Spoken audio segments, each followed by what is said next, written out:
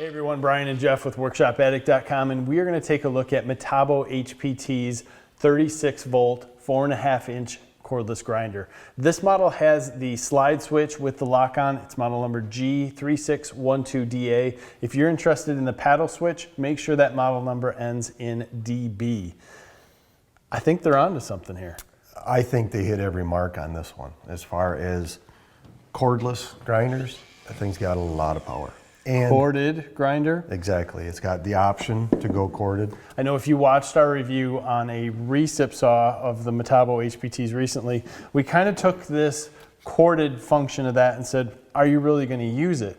And I agree, in that situation, in that tool, It kind of limits the tool, but in this one, it's perfect. I think it hits it out of the park. Because who wouldn't want to have something in the shop to grind on, to not worry about your batteries, to have all the power in the world, and then to say, but I'm going to go on the road. Yeah, I got to run outside and do something quick. You don't have to drag a cord out, throw a battery in it. In this situation, this box, which severely needs some rubber overmold, Yes. was perfect. There is a very long cord here. It worked great. We had no complaints. If you wanted to, you could plug this guy into an extension cord and get long ways away. It worked great.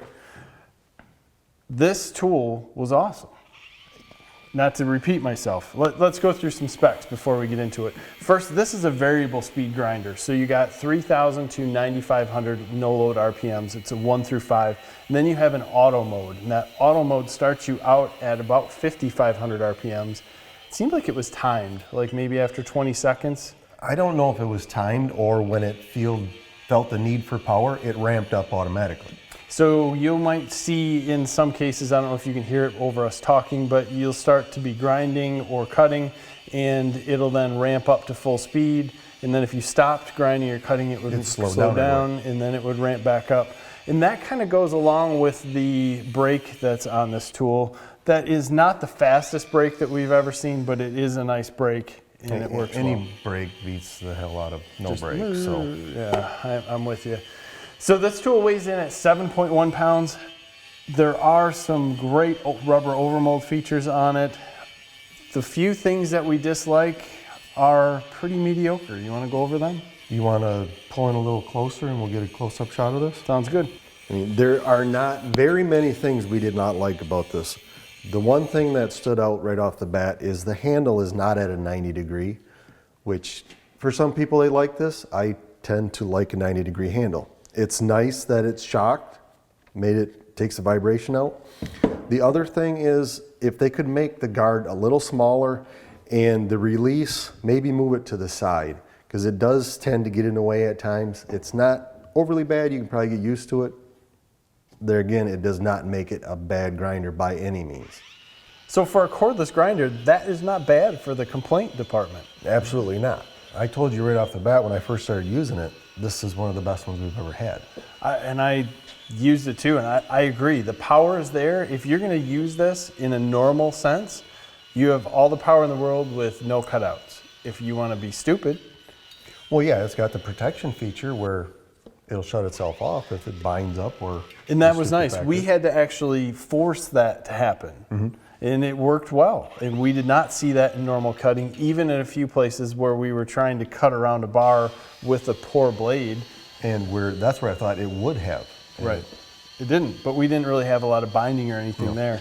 This uses Metabo HPT's multi-volt battery. So this is backwards compatible to any of the Hitachi 18-volt tools, but it is running in 36-volt mode, and it is using 21,700 cells in there. So this tool's got a lot of power. And when you connect it up to the normal AC power, I mean, it seems pretty close. I mean, fresh battery to that is almost identical. Once the battery starts going away, you lose power with that, you don't. Yeah, the AC adapter, if you're going to want to continue straight flat power, which is odd because normally we don't see a lot of the power dropping off. But at about half battery here, you can tell a little bit that this between tool half and quarter, it started showing up. Yeah.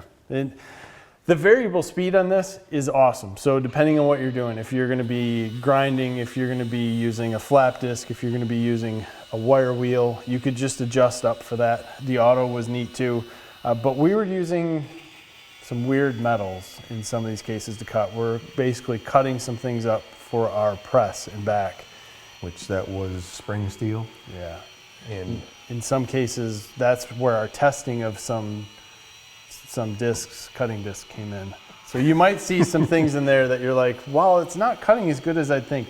And that's basically because of the disc we're using. if you look at the first disc, it cut tremendous. Yeah, the Bosch, all the Bosch stuff that we had in there just sliced through.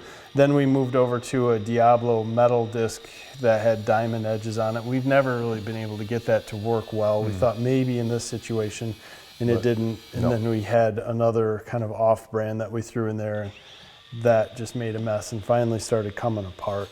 But either way, nothing to do with this grinder. It all had to do with us just playing around, trying to see what this is going to do. But for you guys out there with grinders or looking to buy a grinder, a lot is said for the discs or wheels that you put in that grinder. A lot of times we test tools and it comes down to, what are you testing? Are you testing a blade?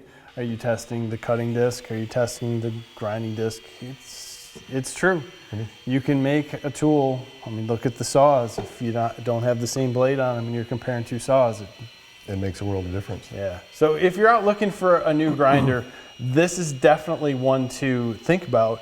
Not only because it does have great power, it's got good runtime, although all grinders chew up batteries.